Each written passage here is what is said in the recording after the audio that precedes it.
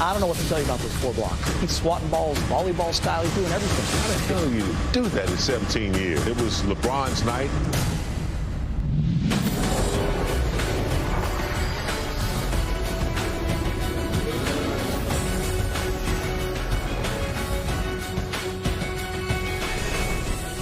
LeBron had that look before Game 3. It translated to the court. 36 points, 4 blocks. He did it all as the Lakers took a 2-1 series lead. Is this the same look before Game 4?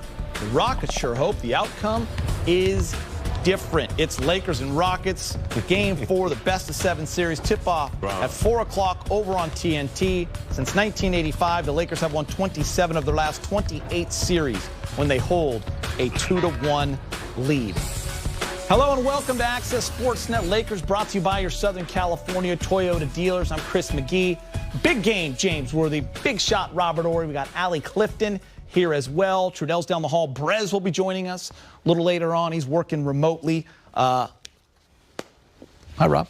What's up? How you doing? I'm great, man. Let's get right to it because we got a lot to talk about. Lakers superstars have now gained the advantage the last 2 games as the Lakers lead 2-1. LeBron and AD combined for 62 points. AD and LeBron are starting to get into some Kobe Shaq territory, rarefied company for best winning percentage all time for a duo. At a 952 clip for Shaq and Kobe, 944 clip for LeBron and AD. They are 17-1 when they reach that 60-point combined plateau. That is impressive.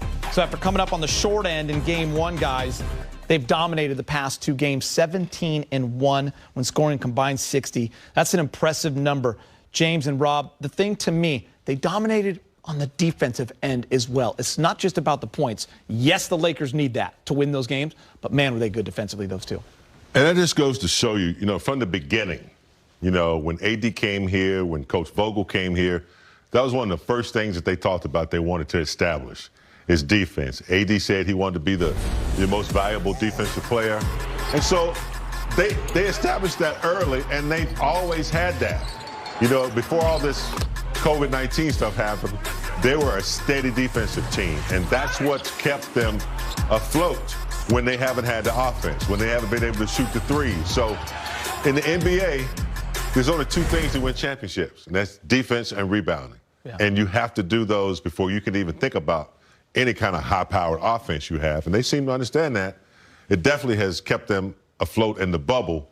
So if they could sustain that, continue the defense, collectively they've been doing a good job. It's not just LeBron blocking shots. It's Caruso doing the vertical on Harden, understanding how to play.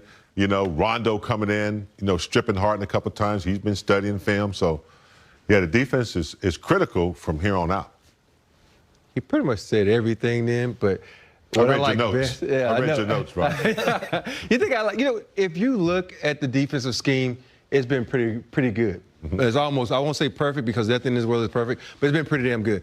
And the thing about their defense is the communication. Yeah. When Rondo's out there, it's a totally different defensive team. He's communicating, they're talking, they're getting guys to rotate, and they're getting in the gaps. And I don't think a lot of teams that play defense understand you have to get in that gap. And what I mean, Ben, that's the passing lane, so it can slow down that pass so it can't be a catch and go. It has to be a catch, look at the defender, then pass it. And that split second allows the other defender to rotate or guys to get in position to help. And like they always say, you got to find someone to help the helper, and that's what the Lakers are doing on defense. Yeah, we said this series was a lot about the superstars. Harden and Westbrook combined for 63 in the loss. You 2 know this. You guys have played with some of the greatest, literally, to ever play the game. And when you get into a series, you always expect those superstars to kind of do their thing, and it often comes down to other guys on the team that are going to hit the big shots, that are going to play the defense. The bench will play a role. Lakers bench outscoring the Rockets 42-16. Rondo, Kuz, Caruso, Morris. They're having a great series, Rob. Oh, they have a fantastic series. And that's the big dogs are always going to get the praise, and they're always going to get everything that comes with playing basketball. But they know if they don't have what Shaq likes to call the others, their teammates, they know they can't go far because you got to have guys step up. And the thing about the bench players and not the top 2 guys or 3 guys on the team, it's going to be nice when you're on, it's going to be nice when you're off because you don't get the advantage of having the rock in your hand to get a rhythm for it. You don't have the advantage to get up 20 shots to get a rhythm. You have to be ready on point. So if you come out there and you knock down 3 or 4 like Morris did in that game, you got to keep going to, because you know it's a special moment for that guy. So when these guys collectively step up and they're all stepping up, the other team is going to be on point and be worried about it.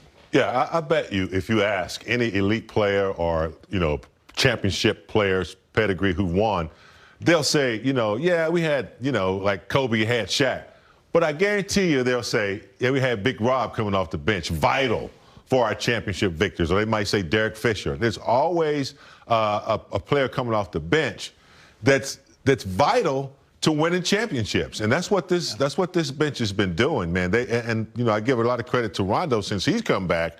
They've really enhanced the bench because they have a floor general out there. But, Kuz learning his role, not worrying about his shots, getting offensive rebounds, playing defense. Caruso's, his plus minus is, off the chart. So they complement their starters really well. One of the best in the league. Jeff Green was the only Rockets player off the bench to score. He scored 16, but Daniel House did not play. He's got some explaining to do, and some news on the Daniel House story here from Chris Haynes of Yahoo. Houston Rockets guard Daniel House under investigation for potentially allowing a female COVID-19 testing official into his room.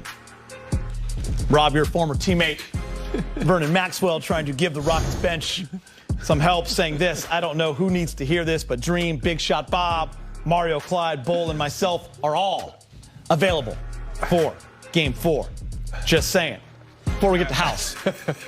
I'm not available. I'm telling you that now, unless you offer. Can you not give the Rockets 15? Hey, if $3 million a game, I'm available. Other than that, I'm coming at a price. So for a price? I come at a price. Nowadays, with the amount of three-pointers, you'd be averaging 18 a game. Hey, you got to know this. I win every other year, so I'm guaranteed to win if I played. That's true. And so it comes with a price. Got to come. Yeah, I'd do it for $300,000. Back to House. I mean, I'll say this. She's the one administering the COVID tests. I don't know how much we want to get into this, but looks like he's kind of under investigation. Rob. Man, it's the bubble. Maybe he didn't man. have a +1. I don't know his story. It's the bubble, man. You got to understand, guys who are in shape have tendencies to want to do some things, man. And you in that bubble for that long, you can make some bad decisions. And apparently he made some bad decisions. That's what they're saying, big game. I guess basketball wasn't that important to him. Listen, we can debate it all day long. If it's wrong, we can enjoy it. It's a good having some fun with it. Fun point. I wish he was playing. Humans will be humans. I can't throw rocks at a glass house. We make mistakes. Unfortunately, his comes during a tough time. But yeah. And there are rules. Yeah. You get caught, you got to pay the price. For the latest on Game 4, let's send it down the hall to Lakers reporter Mike Trudell. Hey, Mike. Hey, Mike. Yeah, thanks for throwing that over to me there. Yeah, I'll try and bring this over to something real. Although, first of all, Game, who's to say that you would play for the Rockets? I believe you have some rings playing for the Lakers, no? That's correct, man. More rings. Highest bidder, dog. Highest bidder. When it comes down to the dollars, you go to the highest bidder. He's an assassin. 7 rings for a reason. All right. Well, I did want to ask Frank Vogel about Daniel House, so that'll be the second question. But wanted to start with that Lakers second half defense, which was particularly good in the fourth quarter, not just in Game 3, but in Games 1 and Games 2. Houston averaging only around 21 to 22 points per game in the fourth quarter. Part of that because James Harden is not scoring. He's actually, guys, had 5 points in Games 1, 2, and 3. No more than 5 points in any fourth quarter to this point. So that's where we started with Frank Vogel a couple moments ago. We made some halftime adjustments, to tighten up our defense. I don't want to really get into the details of those, but within those adjustments, we really just brought better energy and commitment to what we're supposed to be doing. And obviously, with LeBron making those superhero plays, that limited the points in the paint as well. Frank, what did you think of how Houston looked without House? Because it looks like they're not going to have them once again. Just one rotation player, can that make a big difference? And is that something you guys are able to take advantage of? Well, it definitely impacts their depth, but they have McLemore has not been playing a lot, and he'll get House's minutes. Austin Rivers will get some of House's minutes. Those guys are both very effective players, so I anticipate them being able to pick up the slack. Allie? Dan? Frank, you guys have pretty much retained your rotation to essentially lead guys as far as these last 2 games. Is there any concern that as the series goes on, they're probably staying watching ahead and just maybe expanding it? Yeah, I don't really like to talk about what we're going to do going forward. Don't want to tip our hand, but you know, it is something. You know, honestly, if I was playing 10 people, I'd still keep an eye on minutes with all of our guys. And you know, with this situation, if I play a shorter rotation, it would be no different. We still want to keep you know, an intelligent eye on the minutes and the load. So it wouldn't be any different. Obviously, no one really knows exactly what's going on in the situation, but do you use that as an opportunity to kind of remind your players after 2 months and everything has been successful here to like really stay on guard? Is that a discussion? Yeah, honestly, I don't feel like our group has to have that talk. You know, I trust that, like we've been through this for a couple months now. Our guys are really locked in to the task at hand. And you know, obviously that the situation is a reminder, you know, but they're seeing it on their phones, and you know, obviously, you know, we don't want to do anything like that. All right, so the Rocket that actually ended up getting the most minutes last game, guys, in the absence of House, was Jeff Green, who played 35 minutes off the bench, almost like another starter. Rivers and McLemore are both under 10 minutes, so we'll see if Houston keeps it that tight. Now, for more on the House situation, back to Geeter. Oh, yeah, thanks, Mike. Appreciate that. We'll be talking about it during commercial break. All right, that's Mike Trudell. Plenty more ahead here on Access Sportsnet Lakers. As we go inside the bubble, the Lakers have a 2-1 lead without a significant offensive contribution from KCP. He's averaged just 5 points on 29% through the first 3 games. He's due for a breakout. Coming up on Access, playoff Rondo is real, and he's spectacular. Ahead, we'll discuss Rondo's impact heading into Game 4.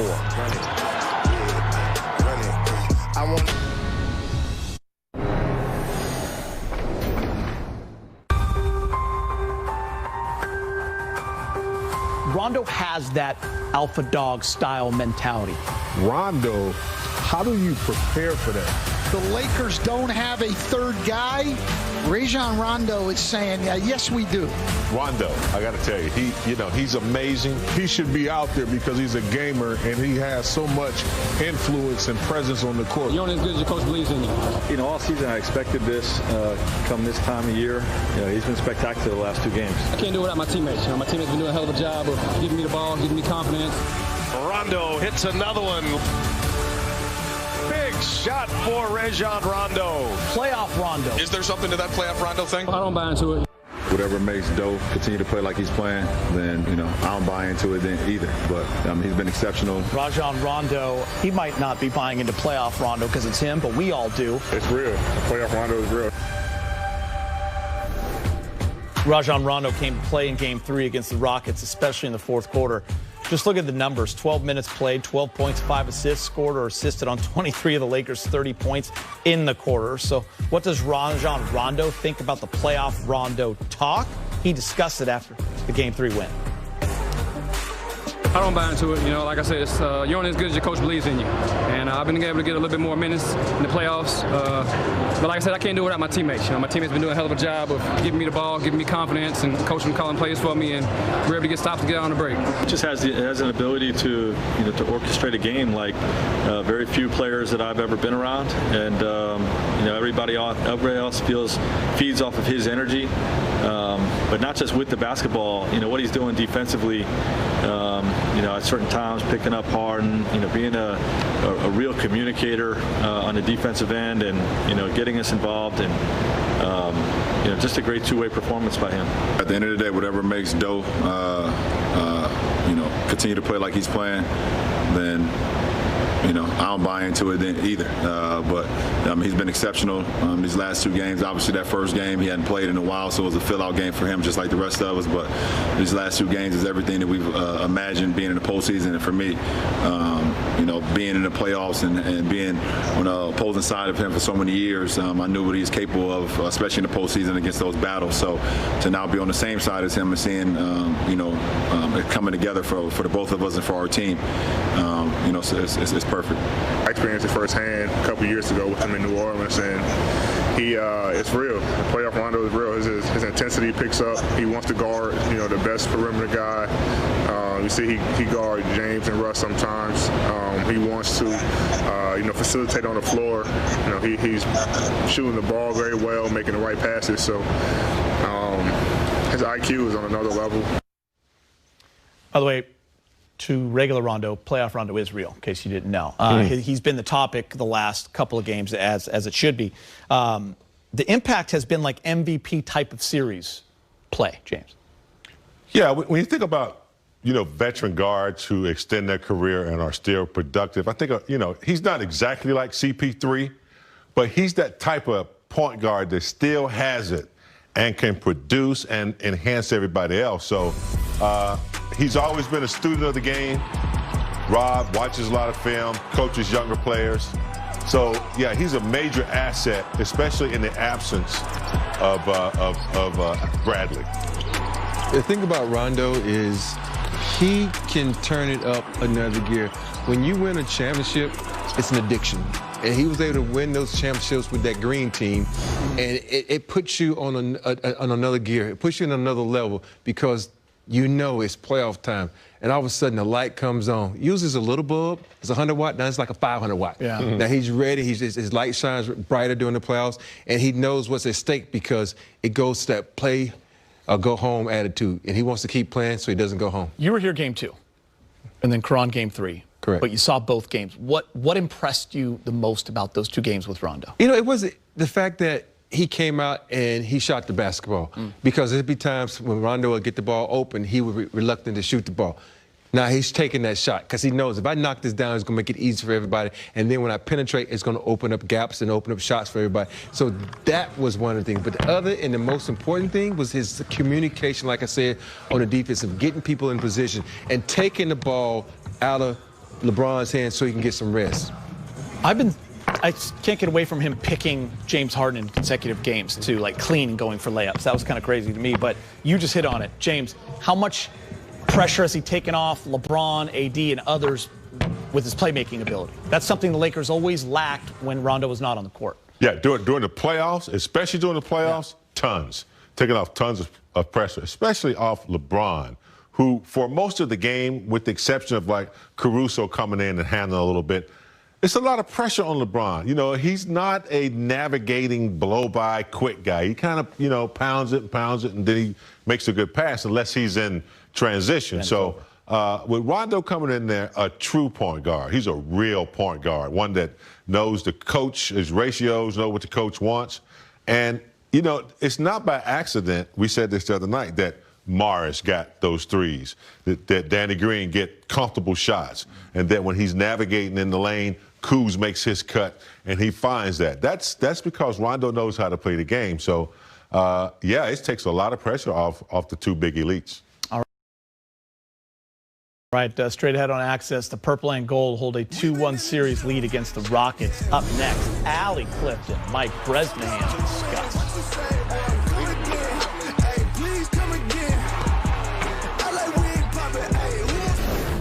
Lakers-Rockets series, Game 4, coming up at 4 o'clock on TNT. Game 5 is Saturday at 5. That is an ESPN game. Game 6 and 7, if necessary, will be on Monday and Wednesday, of course. We will have all your pre- and post-game coverage. Let's bring in Allie Clifton, our Laker insider, Mike Bresnahan, with more. Allie. Thanks so much, Geeter. Hello to you, Brez, as we take a look at your three-point play, 3 things that you were looking forward to in this game. And we begin with what you think the Lakers need to do in order to create some separation here in this series.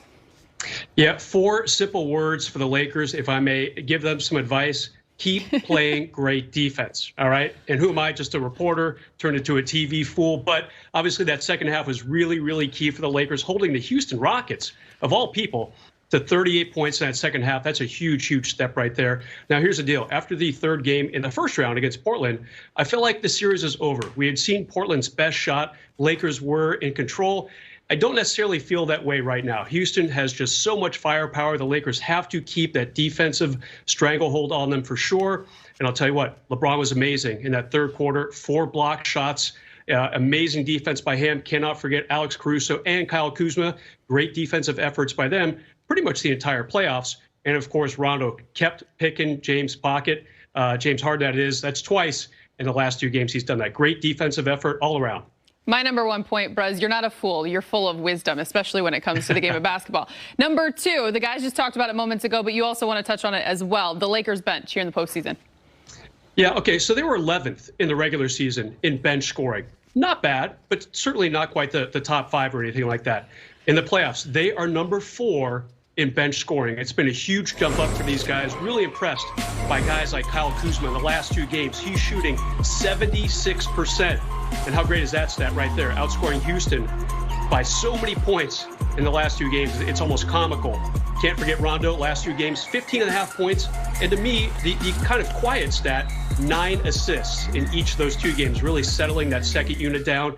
And, of course, getting plenty of run with that first unit. So those 2 guys, along with Alex Caruso quietly doing his thing, have really given the Lakers a presence off the bench.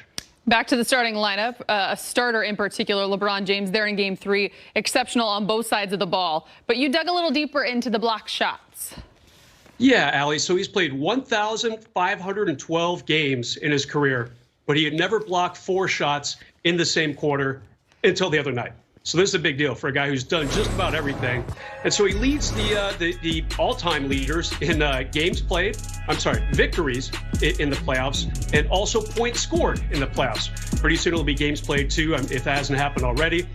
So I wanted to see where he was in blocks. He's actually 12th all-time in block shots in the playoffs. He actually passed Dr. J just the other night. And James, this is for you. See those 2 Celtics above LeBron on the list there? He has a shot at passing Kevin McHale, which I know is really going to make you sad. LeBron has played 242 games in his career in the playoffs, and he has 242 blocks. Quick math, he averages 1 a game. So if he plays about 40 more playoff games, eventually he will pass your friend James, Kevin McHale. Easy. He said easy. He said easy. Brez, well done as always. Stick around for just 1 minute, if you will, because we actually have a bonus point, the most important to all of your 3-point plays ever. Geeter, are you listening? You may think that we're going to break, but not so fast. We wanted to remind you on your born day just how young you are, but also how loved you are from your family here at Spectrum. So please, bask in your glory, courtesy of yourself.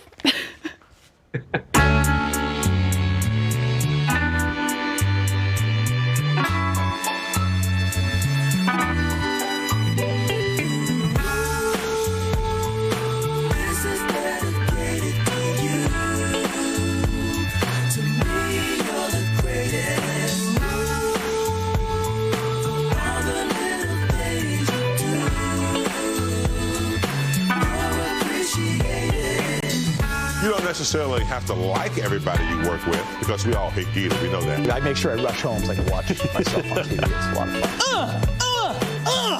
Oh! Shut up! When I was trying to make you miss and I said, go back to Phoenix, you loser, I did not mean that. There's no 50-year-olds out there. Just, it's because you're here. Young guys. Happy birthday. It's your birthday.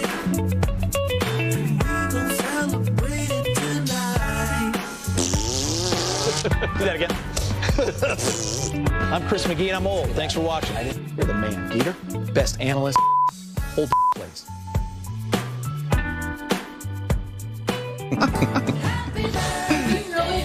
Hold on, You're the man. Hold on, who's that? What kind of body is that on me? The short arms and the. What is that, Big A? We love you, man. Thanks, man. You know, been with you from the beginning. You're a stand-up guy, a great dad. Trudell's in there. Happy birthday, Geeter. Hey, thanks, Mike. Hold on. Sweating. Wait, not 50 yet, guys. I'm not 50, Brez. I'm not there yet. 53 today. Not yet. Got another year, buddy. Keep it away. You can tell when someone's embarrassed because he's starting to sweat. I know, man. Listen. By the way, Hank put that together, apparently. Hank, one of our producers, that was great. If there wasn't all the missed shots, I would post it. But I can't post that. It's embarrassing. It's okay. I'll take care of that for you. I love posting about you. And I will also, we do want to say, because Steph, we love Steph. She wanted to deliver a cake. She wanted candles. She wanted balloons. But given COVID-19, we are not allowed to have all of that. My kids thought the confetti cake was going to be coming today. Yeah. Plus, they got it for everybody else in the office. days ago on their birthday, apparently. Mother Nature had bigger plans, I guess. Apparently I don't. I apologize. Welcome to your 50s. Thank you, guys. I love you all. I love you all. Brez, what kind of Photoshop is this, Brez? Me coming out of a cake. I got to get a picture of that. I got to get a picture of that. Hold on. Happy birthday, Geeter. Happy birthday, You guys are Gee. great. I work with Peter some used to be a fun dancer, people. apparently. I had no idea. That's funny, man. You guys are I'm great. just going to say your body's on point. See, look at the short arms. Your body's on You know point. what? Thank you. Appreciate you guys, man. The big men for the Lakers have been one of their biggest strengths this season. Prior to this series, Dwight and JaVale were averaging over 35 minutes combined in 70 games, which include regular and postseason. Now the minutes, they're way down. JaVale's played in all three, but is averaging just over 9 minutes a game. Dwight, he only played in game one, has not played the last 2 games. At practice this week, head coach Frank Vogel discussed shortening the Bigs' minutes. It's very important. You know, I always try to over-communicate with all of our players, make sure they know exactly what their role is on a given game or a given series and why. And, you know, just to make sure they still feel appreciated, that they still stay ready, because I do believe those guys have a place in this series. And, you know, they just got to understand that and continue to stay ready. They're playing, they're playing right now 4-on-4 or 5-on-5. To make sure they're staying ready. And, you know, with anything, you know, I think it's very important to just make sure you're communicating with guys, to being honest and setting an expectation. Lakers lineup, guys, there has been a change. Just like we saw in the second half, game 3, the Lakers came out, played unbelievable defense. Remember, they're going with that lineup. Markieff Morris instead of JaVale McGee. AD, Danny Green, KCP, LeBron will stay the same. I said this earlier. We saw McGee limited minutes the first 3 games. We haven't seen Dwight in a while. Will we see Dwight or JaVale in this series again, Rob? You know, now I don't think when it comes to bigs in this series, they're needed, because I think the tallest guy is, 6'6", and if you think about it, JaVale could play because he's a little bit more athletic than Dwight Howard. I don't think we're going to see Dwight Howard at all, but I hope that they still bring in JaVale, because JaVale at least get the tip, you know, the jump ball, go down, run that play they got where he gets a dunk, and then bring him out. There's a reason you could play him, but I hope they play him, because sometimes you can get offensive rebounds, get tips out, and and me personally, I hate when coaches don't coach their team. They automatically coach against the other team and think, okay, since they're this way, I got to play down to them. No, play your game and make them adjust to you. We've seen that more over the last few years than we've ever seen it, because of the style that teams play. So I'll ask you this, James. You two never had to go through this. How important is it for Dwight and JaVale, like Frank said, they're playing 5-on-5, to stay ready, stay in shape, stay focused, because you never know. Next series comes, maybe you're a big part of it. Maybe you're a big part of this one down the road. Who knows? Yeah, you definitely have to keep your phone on the hook. You know, it can't be busy. You have to. And this is especially when you have to have mind over matter. You're not getting the minutes you're used to. So you really have to stay focused and practice and be ready to play. You know, the game has changed since I played, obviously. And, you know, Houston presents a problem for bigs who are used to defending, you know, in the paint and maybe around the free throw area. When you got a big out there trying to guard a 3, and the way Houston keeps that floor spread, it's difficult, because not only can they not get to the 3, but they can't get back and help and block shots. And then when that ball goes up, it's a foot race to the offensive, to the rebound. So they're out of position. It makes it a little bit more difficult. So I understand, you know, the lineup change. I think McGee, because I like Morris with Rondo. I really do. I like him with that second unit. McGee is fluid enough. He's a little bit more agile than Dwight. I think he can sustain some minutes, but I don't see Dwight in this series at all. Yeah, I agree with both you guys. And listen, the Lakers have a luxury. They can match up with teams big. They can match up with teams small. Not everyone has that. Time for Access 360. Second half defense. Break it down. You going to the wall? Yeah, I'm gonna break it down. You know, I was gonna go to the wall, but since James is over there in the way, I'm still. No, that's all right, dog. I'm gonna sit right. I'm gonna sit right here, big baby. I don't want to interrupt your flow. I'm standing over here anyway. So we're gonna show you 3-6. We'll show the defensive rotation, what the Lakers did best, you know, to stop the Rockets. Here you see it come down. You got KCP monitoring everything. He digs in. This is the key. You got to get into a foot in the paint to deter him. He kicks it out, and look at his rotation. Look, I've not seen LeBron move that fast in a long time, but he gets out there to one of the highest men in the bubble to stop him from shooting. He makes him put it on the floor. Look, and then they collapse. Their hands. They're active with their hands. They get a loose ball, and off the Rockets. Here, same thing. KCP's on it. On ball. Stand down. LeBron stays down. Push it back out. Look at this switch right here. And then this is a switch where they're connected. Nobody's not connected. You're in the arm's length of the defender. Look, pull. You know, right here, everybody would have gave up. But LeBron, know he's one of the greatest shot blockers in the game. He runs the ball down. Patient. Right here, KCP goes to the hole. Nope, he passes off to Danny Green. Danny Green, I'm sorry, so you missed that. But look, AD didn't give up on the play. He tips it from here. Look at AD. Look at Washington. Look at AC Fresh. Watching. Everybody's watching. Look, now AC Fresh. Look, as he rotates back, the point is he's keeping him on his chest and he's keeping his hands up. That's the key to playing good defense. Keep the offensive guy on your chest. Now you got a control break. That's why we have Rondo. We love him so much. He controlled the break. Look, you just made a great play on the other end. We're going to give you the rock. We're going to let you shoot, get your little sugar, get your name in the paper. Now you got another play. Look at this chase by Rondo. Rondo doesn't give up. Look how smart Rondo was. He knows James Harden gets those silly fouls. He avoids him, gets out of it. But look at the Kuz, though. Look at the Kuz machine playing halfway. Gets out the covenant. Look at AD back. AD dips in, then dips out and gets the steal. Doesn't go out of bounds. Stays in bounds. Gets the steal. And that's the key. The rotation, James, by these guys were phenomenal. They were playing. They were talking. They was getting in position. Put in the paint and out to the three-point line to contest those shooters or get them run them off that line. Yo, I'm working hard. I'm working hard. You know, Rob, do you remember the games in practice that were the most fun were the defensive games? You know, you have to stop somebody 5 times, the other team has to run. That's what that was. Boy, you don't want to lose those games in practice. The most fun games is its defense. When they're that connected and, you know, they're communicating, they're going to be hard to beat. They really are. I don't care what lineup's in there. And, you know, the fact that they were able to switch, play a little zone sometimes. I've never seen them do that much. Then they were playing like a boxing one, and then they double-teamed Harden at the point of you know, emphasis right there. They gave a lot of different looks. Caruso on the vertical with Harden. Learn not to let his hands get in the way. Just use his body. There's a lot of things you can break down at their defense. And then, like Rob said, the ability to score off of their defense, it made all the difference in the world. You know, it's a crazy number. The Rockets have played 18 games, playoffs and regular seasons, where they've shot 40% or better from 3.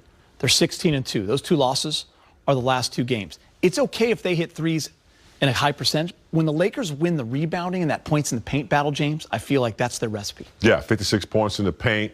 You know, not fouling as much. You know, that's where the Rockets compensate for a lack of shooting sometimes. Harden's getting to the line a lot, and you have to foul because of the way they play. So I think they just did a, you know, phenomenal job and, you know, executing their defense. We know the Rockets can get hot, score 41 points in the third quarter. But if they play like they did collectively and they're on a string, like Rob just demonstrated in that 360, I think they're going to be okay. You know, the thing about the Rockets, if you look at a lot of their three-point shots, they're uncontested shots. And you should knock those down at a high clip. But when you're able to push them off that line and make them kind of panic when the shot clock is running down, that's when they're at the best. But the biggest key is what James said, free throw line. If you go and look at what the Rockets do from the free throw line, especially James Harden, that's 15 points he gets from the free throw line. When they get you there, they're winning. And that's a problem. That's 15 free points they get, and they're not getting that, so they're not winning. All right, we're getting closer to tip-off. Game 4, James Harden hasn't had any problem with his shot. 53% from the field, 48% from deep in this series. Coming up, LeBron James is 35 years young, and he is dominating in the playoffs. Ahead, we'll discuss how the league should be afraid of an activated King James.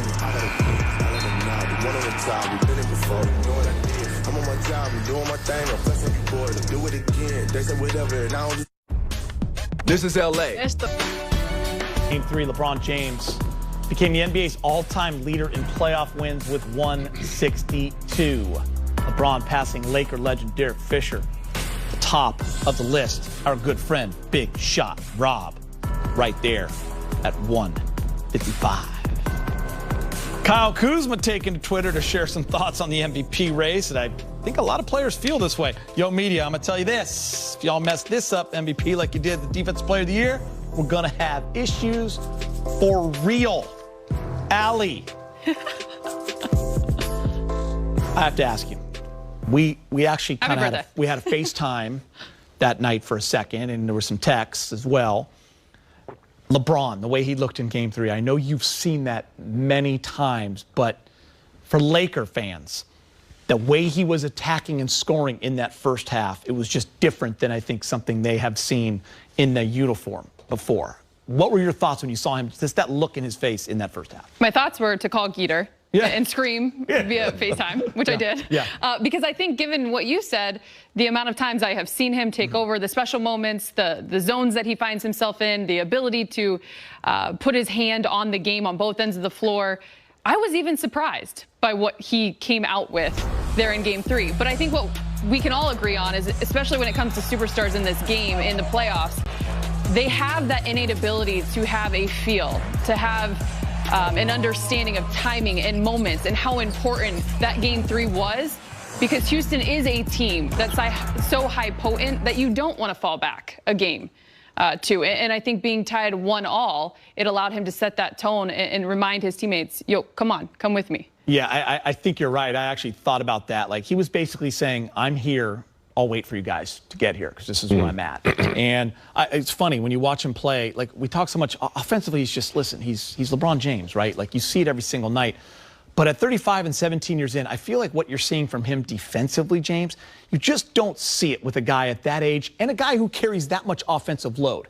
Superstars on offense usually aren't playing that kind of defense. Yeah, and in any sport, I can't think of any sport where someone with that many miles on his body at that age is still producing as if this is his second or third year. I think he's like, Murray or somebody, one of these young kids that only has 2 or 3 years. But, it's one thing to be great, and there's been a lot of great players, but then there's another thing about being great and elite and then understanding every aspect of the game, every facet of the game. When you know each team, you know each game, how to play each game, the importance of a game, when he needs to rise in any category, whether that's scoring and defense or all of them at the same time.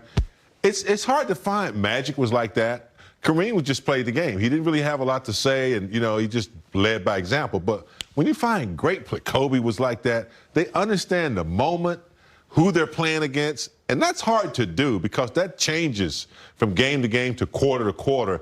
And LeBron seems to have the pulse of that all the time, no matter who he's playing or what team he's with. I've always felt it was a great compliment to LeBron, someone who won 7 championships and played with so many all-time greats. I remember you saying, I wish I would have had a chance to play with LeBron James. When you watched him in the first half the other night, when you're just watching the game and you see it, you're with your son, your wife, you're watching that game, and you see him scoring like that, what does that tell you? It lets you know he's engaged and he's wants to go up 2-1. Yeah, that's from the get-go. From the get-go, he wants to establish himself and put some doubt in their mind. Because a lot of times you look at guys, you look at these guys that have a little longer than tooth up there in age, it's okay, it's playoff. He's going to be a little tired tonight. But he came out and said, yo, I'm fresh, LeBron. I'm going to be aggressive. I'm going to set the tone early. And then it reminds me of one of those moments where, like Shaq says, come to say, yo, give me the ball early because I want to get y'all on my back to make it easier for you around me during the game. And you like it when those top dogs says, I'm feeling the night, come to me early, then y'all fill in when you get in. And Allie, obviously the signature play of LeBron's career is the block from behind on Iggy in Game 7. It's an iconic moment for him. So you've seen him do that all the time. But those 4 blocks in the third were pretty special. I don't know who he thought he was there, but he was blocking like he was a center. But that's the thing, is how great that first half was. To your point of being engaged and understanding the moment, to have those blocks in the third quarter. Yeah, and not even scoring. He wasn't really scoring. Exactly. Yeah. But I think this is, too, where ultimately when you think of that and you look at the way in which he played, we want to think year 17, 35, but then we're also reminded about the dollars he puts into his body, the commitment, the grind that he dedicates to being available, to being ready, to being healthy, and to be able to perform at this level. But there was one thing yesterday that kind of clicked for me too. He posted on social media nap time in that hyperbaric chamber, and I was wondering if maybe that had just arrived in Orlando. I don't know. We know he naps in those things a lot. Yeah. Maybe it just got to Orlando, and that helped to energize and juice him up a little bit. Hey, I don't know, but it was spectacular. Yeah. And if he needs more, keep sending him. Yeah, exactly. Rob, can I borrow your chamber? Yeah, I wish I had one. The reason why you're so good looking, Rob. Looking like a young man. That's because I get it from my mama. Okay. All right. LeBron isn't the only 35-year-old working this series. I am as well. I just turned 35 today. Houston's P.J. Tucker has been going.